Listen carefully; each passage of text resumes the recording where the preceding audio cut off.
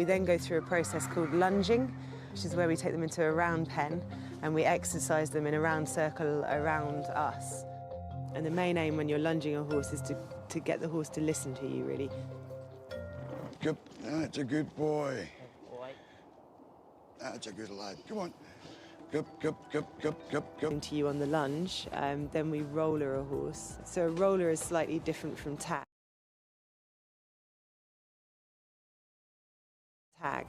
It's just like a band that goes around their girth, around their waistline, and it just sort of teaches them about the pressures of a girth of a saddle without actually putting a whole saddle on. So once they're used to that, that's normally quite good fun. They have a bit of a buck and a kick and perform a little bit when they have that sort of tight, it's like a belt, I guess.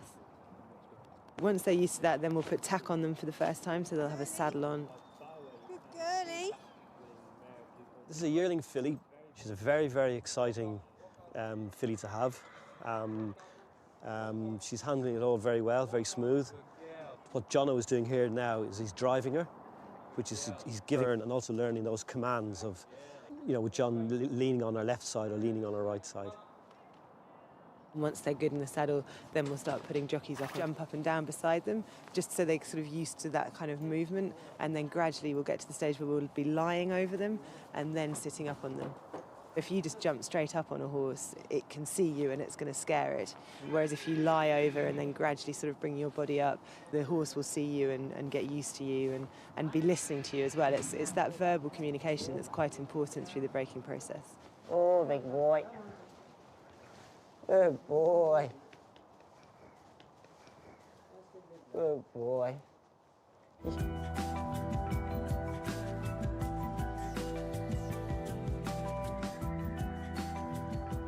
So looks like Ben's happy with him now, and I'm just going to ask him if he wants to ride him in the pit here. So what Ben is doing now is he's just doing the same thing what he did with him yesterday in the box, but he's doing in an open environment today in the pit. There we go. Good boy. Good boy. We can tell pretty quickly if a horse isn't enjoying it or if a horse is not coping with the breaking process. The most important thing is spotting that quickly.